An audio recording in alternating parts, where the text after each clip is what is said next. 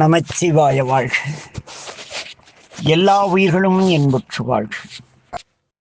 இந்த உலகிலே மக்கள் அறநெறி பிறந்து வாழும் பொழுது அவர்களை நெறிப்படுத்துவதற்காக அருளாளர்கள் பூமியிலே அவதாரம் செய்கிறார்கள்.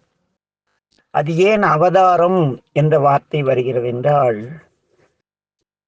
இன்றைய நமது உலகத்திலே எடுத்துக்கொள்வோமே, கடந்த 50-60 ஆண்டுகளாக லஞ்சம், ஊழல், கையூட்டு பெறுதல், அது இதுன்னு இருக்கிற இந்த கலிசடையான ஒரு வாழ்வியல் சூழ்நிலை மாற வேண்டுமானால் சாமானிய மனிதர்களால் மாற்ற முடியாது.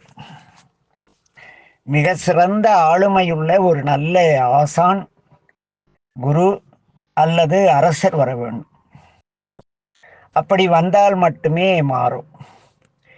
ஒவ்வொரு 60 ஆண்டுக்கும் ஒரு முறை இந்த பூமியிலே நல்ல பகல் இரவு வருவது போல நல்லவருடைய ஆட்சி, தீயவருடைய ஆட்சி என்று மாறி மாறி வரும்.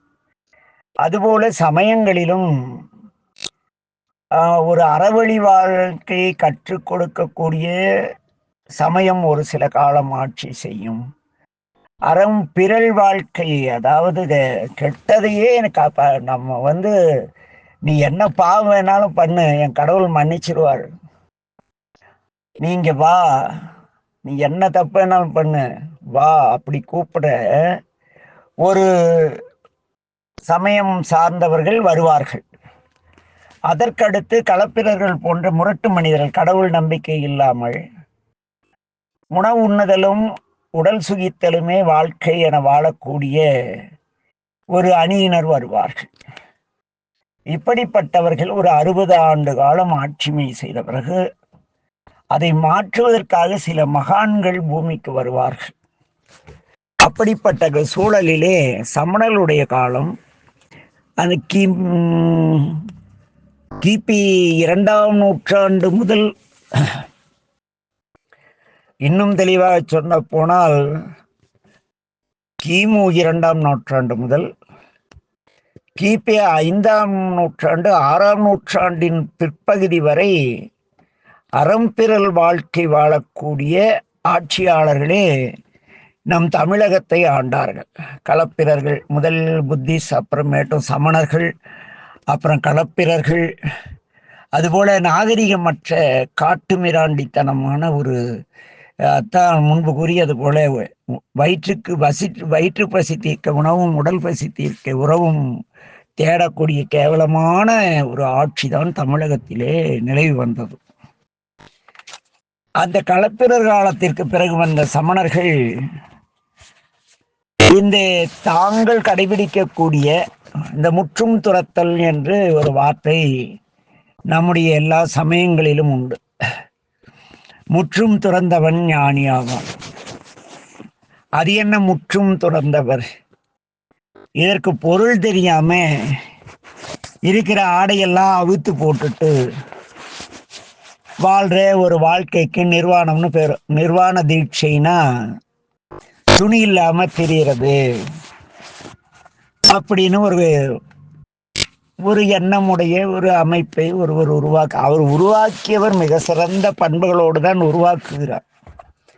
அவர் உருவாக்கிய வழியில் வாழாமல் தாங்கள் சார்ந்த சமயத்தை, சமயவாதிகள் தத்தம் மதங்களே அமைவதாக அரட்சி மலைந்தனர் என்பார்கள். அவ்வழியிலே தான் சார்ந்த சமண சமயத்தை எல்லா இடங்களிலும் எல்லோரும் கடைபிடிக்க வேண்டும் என்பதற்காக வன்முறையிலே ஈடுபட்டார்கள் சமணர்கள். புத்தர்கள் அப்படி ஈடுபட்ட மாதிரி வரலாறு தெரியவில்லை.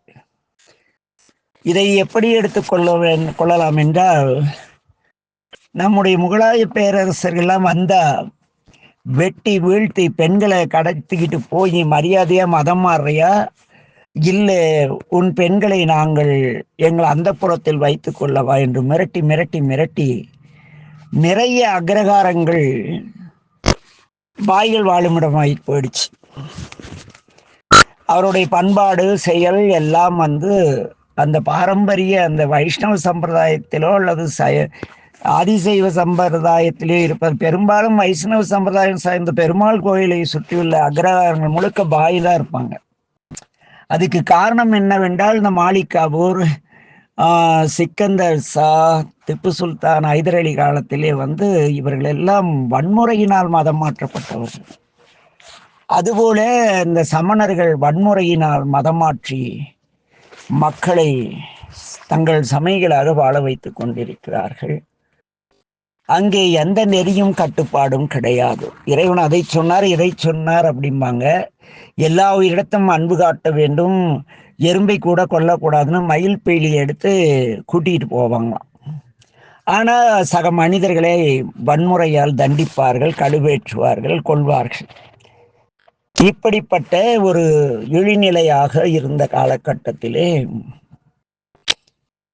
முதலாவதாக தன் உயிரை 4 முறை பணயம் வைத்து நம்முடைய நம்முடைய திருநாவுக்கரசடிகள் மிக பெரும் சைவ விழிப்புணர்ச்சியை ஏற்படுத்தி கொண்டு வருகிறார்.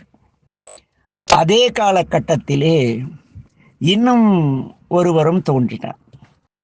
அவரும் சாமானியமாக இல்லை.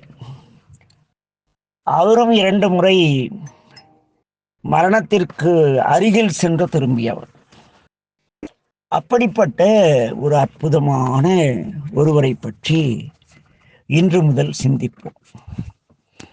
நம்முடைய திருவள்ளுவர் பெருந்தகை பேசுவார், பிறவி பெருங்கடல் நீந்துவர் நீந்தார் இறைவனடி சேராதார் என்பார்கள். பிறவி என்கின்ற பெருங்கடலிலே தர்மமாகிய தோணியிலே இறைவன் அமர்ந்து கொண்டிருப்பார். அப்படி தோணியிலே அமர்ந்து உயிர்களை எல்லாம் தன்னுடைய திருவடியை தந்து காப்பாற்றக்கூடிய இறைவனுக்கு தோணியப்பர் என்று பெயர், திருத்தோணியப்பர் என்று பெயர். அந்த திருத்தோணியப்பர் அமர்ந்து அருளாட்சி செய்கின்ற இடம் நம்முடைய சிதம்பரத்திற்கு அருகில் உள்ள சீர்காழி என்கின்ற ஊர். சீர்காழியிலே ஒரு மிக சிறந்த சைவ ஆதிசைவ சிவாச்சாரியார் இருக்கிறார். அவருடைய மரபு கவுனியர் மரபுன்னு பேர். நம்ம சொல்றல, நீங்க என்ன கோத்திரம் அப்படி சொல்றீங்க இல்லையா, கௌசிக மகரிஷி, கவுனிய மகரிஷி, அப்படி நிறைய மகரிஷிகளுடைய கோத்திரம் என்பார்கள். அந்த மரபு என்பதற்கு அந்த குருவழியிலே பயிற்சி பெற்று ஒழுக்க வாழ்க்கை வாழ்ந்தவர்கள் என்று பொருள். அவ்வாறு இந்த கவுனியர் மரபிலே ஒரு ஐயா இருந்தாங்க. அவருக்கு பேரு சிவபாத இருதயர். அவங்க அப்பா அம்மா எவ்வளோ கரெக்டாக பேர் வச்சுக்க, சிவனுடைய பாதத்தை தன்னுடைய இருதயத்தில் தாங்கியவர் என்ற பொருளிலே சிவபாத இருதயர் என்று பெயரிட்டு அவர் பெரிய மனிதரானார். அவருக்கு திருமணமானது. பகவதியார் என்ற ஒரு அருமையான குழந்தையை, ஒரு பெண்ணை திருமணம் செய்து கொள்கிறார் நம்முடைய சிவபாத இருதயர். அவர்கள் இருவருக்கும் ஒரு பெரிய ஆசை. அந்த ஆசை என்னவெனில், தங்களுடைய சொத்திற்கோ சுகத்திற்கோ தாங்கள் பூஜை செய்யும் ஆலயத்திற்கோ வாரிசு வேண்டி அவர்கள் தவம் செய்யவில்லை. சைவ நன்னெறி தலைத்தோங்க, எங்களுக்கு ஒரு பிள்ளை வேண்டும் என்று தோணியப்பரிடம் பலகாலம் வேண்டுகிறார்கள். எதுக்கு குழந்தைங்க? சைவ நன்னெறி தான் தலைத்தோங்க, சிவ நெறி தலைத்தோங்க, எங்களுக்கு பிள்ளைகள் வேண்டும். நம்ம யாராவது அப்படி வேண்டி இருக்கமா? உங்களில் யாராவது சைவ நன்னெறி தலைத்தோங்க, எங்கள் பிள்ளையை ஞானசம்பந்தரை போல சைவ வளர்ச்சிக்காக அனுப்பி வைக்க எங்களுக்கு ஒரு குழந்தை கொடுன்னு கேட்டவர் யாராவது இருக்கீங்களா? சத்தத்தையே காணோம். நாம் யாரும் அப்படி இல்லை. நாம் என்று என்னை சேர்த்து கொள்ள முடியாது. என் வாழ்வில் சில அற்புதமான தருணங்கள் இறைவன் தந்தார், ஆனால் பயனற்று போனது. எப்படி இருந்தாலும் அந்த லிஸ்ட்ல நானும் இருக்கேன், ஆனால் முழுமையாக இல்லை. அப்போ அந்த சிவபாத இருதயருக்கும் பகவதியாருக்கும் ஒரு அழகான ஆண் குழந்தை பிறக்கிறது. அது முன்பிறவியின் பயனாக இறைவனை நினைத்து இறைவனை பிரிந்து விட்டோம் என்ற உணர்வோடு அழுவார். நம்முடைய ஜீவ பிரம்மைக்கு வேதாந்த ரகசியம் மற்றும் after the death of spiritual life Madurai Adheenam 291 அவர்கள் எழுதிய நூலும், கடப்பா சாமிகளுடைய அந்த ஜீவ பிரம்மைக்கு வேதாந்த ரகசியத்திலும் மானுட பிறப்பு பற்றி கூறியிருப்பார்கள். ஒரு தாயின் வயிற்றில் இருக்கும் பொழுது அந்த குழந்தைக்கு பூர்வ ஜென்ம நினைவெல்லாம் இருக்குமா? அது அப்படியே வயிற்றில் அந்த வேதனையில் நெளிவதை தாய் குழந்தை துள்ளுகிறது என்று சந்தோஷப்படுவாளாம். அந்த 10ஆம் மாதம் குழந்தை பிறந்த உடனே முதல்ல இங்கா இங்கா இங்கான்னு 3 தடவை கத்தும். கவனிச்சு பாருங்க, எவ்வளோ அற்புதமான நமது சமய ஞானிகள் வாழ்ந்திருக்காங்கன்னு புரியும். அந்த 3 தடவை குழந்தை கத்திட்டு திடீர்னு அமைதியாகிடும். உடனே டாக்டர் அம்மா மருத்துவ வச்சிங்களா, ஐயோ குழந்தை கில்லு கில்லு கில்லு மூச்சு நின்ற போதும்பாங்க. ஏன்னா அது இங்கே பிறந்துட்டேன் இங்கே பிறந்துட்டு ஐயோ இங்கே பிறந்துன்னு கவலையில் அது ஒரு நிமிஷம் தன்னிலை மறந்துடும், கண்ணை திறக்காது. மருத்துவர்கள் கிள்ளி தட்டி முதுகில் 2 தட்டி கிள்ளுன பிறகு அந்த குழந்தை குவாக்குவான்னு கத்தும். என் வீட்டுக்கு அருகிலே ஒரு பிரேமாவதின்னு ஒரு மருத்துவ அம்மா இருந்தாங்க, பிரசவ டாக்டர்.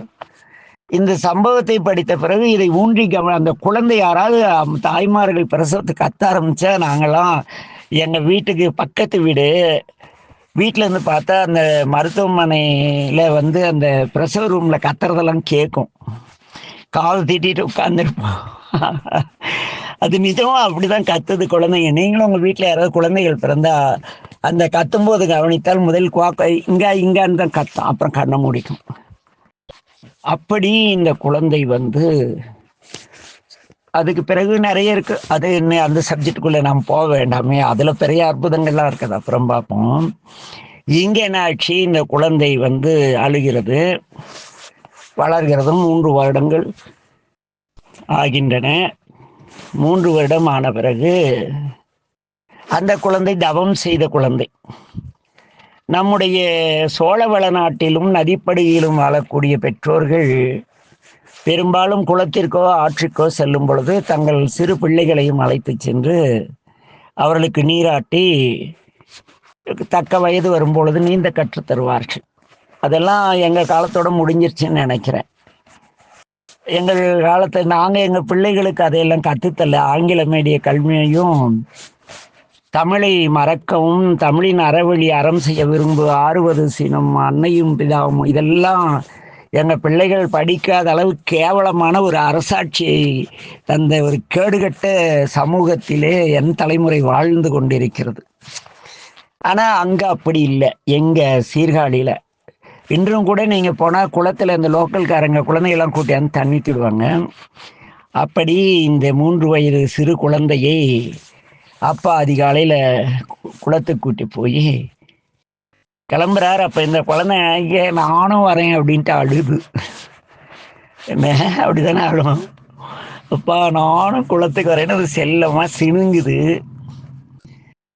தன்னுடைய அன்பிற்குரிய பிள்ளையை தோளில் சுமந்து கொண்டு சென்ற சிவத இருதய அங்கே குளத்திலே குழந்தையை நீராட்டி கரையில், டே பையா இங்கே உட்கார்ந்துரு, அவனே கீழே இறங்கட ஒத்த விழும், புரியுதா, அப்பா குளிச்சுட்டு வரேன்ட்டு சிவபாத இருதயர் போனார்.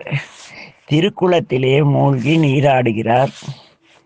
அப்பொழுது இந்த நமச்சிவாய மந்திரத்தை குளத்தில் மூழ்கி உரு செய்தால் அந்த வலிமை மிக உண்டாகும் என்பது மரபு. அவ்வழியிலே அவர் திருக்குளத்திலே மூழ்கி நமச்சிவாய மந்திரத்தை உரு செய்து கொண்டிருக்கிறார். இந்த குட்டி பையன் பார்த்தது, எந்த பையன்? இந்த குட்டி பையன் தான் நம்ம பையன். இந்த பையன் எனக்கு மகனா பிறக்கணும்னு நானும் என் மனைவிக்கும் அருந்தவம் செய்தோம். அது வயத்தில் இருக்கக்குள்ளவே அது என்ன ஆயிடுச்சுன்னா, எங்கள் வீட்டுக்காரிய சாமி கூட்டிகிட்டு போயிட்டார். என் குருநாதர் மதுரை ஆதீனம் மட்டுமே இந்த உண்மையை அறிந்தவர். ஆக இந்த ஞானசம்பந்தரை பேசும் பொழுது எளியன் ஒரு கற்பனையிலே அந்த குழந்தையின் தந்தையாக மாறுவது வழக்கமான ஒன்றாக இருக்கிறது. எனவே இங்கே இந்த குழந்தை, அந்த பையன், அந்த குட்டி பையன், அதெல்லாம் நீங்கள் தப்பாக எடுத்துக்கூடாது. அதுக்காக அவர் என்னாச்சு, இந்த குட்டி பையன் என்ன பண்ணுச்சுன்னா கரையில் உட்காந்து அப்படியே குளத்தை பார்த்துட்டே இருந்தது. அப்பாவை காணோம், கொஞ்ச நேரம் ஆச்சு காணோம், இன்னும் கொஞ்ச நேரம் ஆச்சு காணோம். உடனே இது ஐயோ அப்பாவை காணுமே என்ன ஆச்சோன்னு பயத்தில் அப்பாவை பார்க்கறதுக்கு எல்லா குழந்தைங்களும் அழுகுங்க, அம்மா அப்பா அப்படி தானே அழும், இல்லை அப்பா அம்மான்னு அழுகுமா? அப்படி அழாது, அம்மா அப்பான்னு தான் எல்லா குழந்தைகளும் அழும்.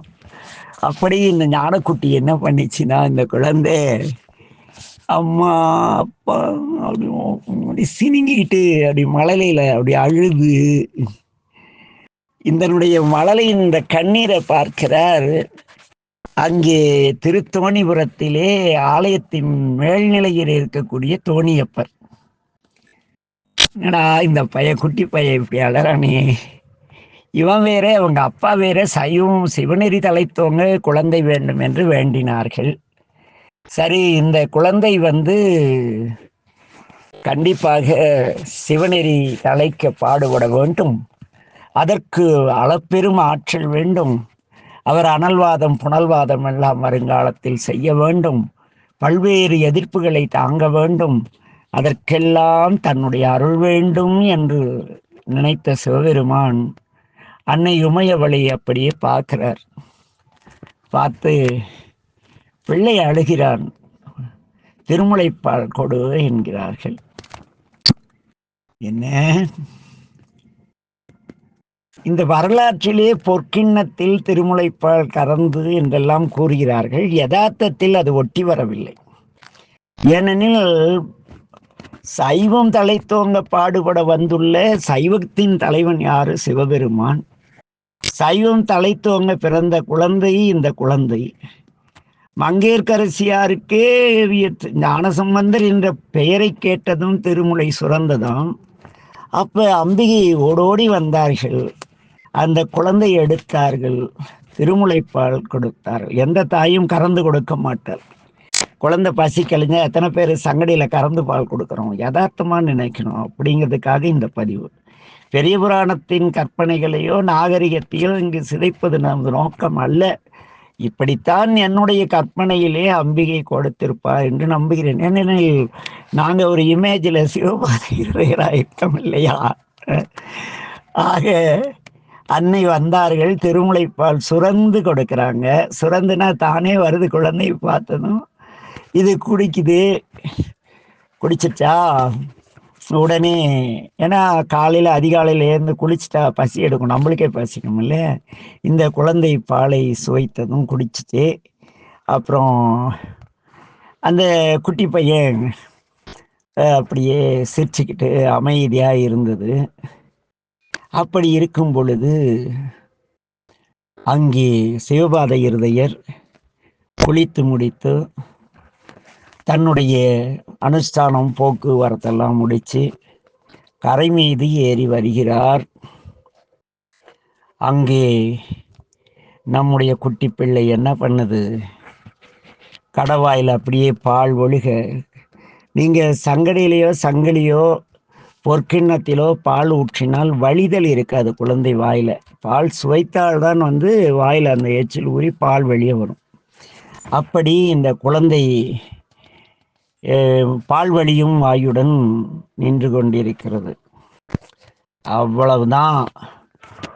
நம்மால் சிவபாத இருதயருக்கு கடும் கோபம். வந்தார், ஏய் இரு வரேன். அப்படி சுத்தி முத்தியும் பார்த்துட்டு ஒரு சிறு கோலை எடுத்தார். குழந்தையை பார்த்தார், இந்த குட்டி பிள்ளையை. ஏய் அப்பா குளிச்சுட்டு அதுக்குள்ள உனக்கு என்னடா அவசரம்? யாரா உனக்கு பால் கொடுத்தாங்க? யார் கொடுத்த எச்சப்பாலை சாப்பிட்டோம்? அவனை அட்டி விழுந்துரும் தெரியுமா? யாரா பால் கொடுத்தது அப்படின்னு சத்தமா கேட்டார். இந்த குட்டி பையல என்ன பண்ணிச்சு?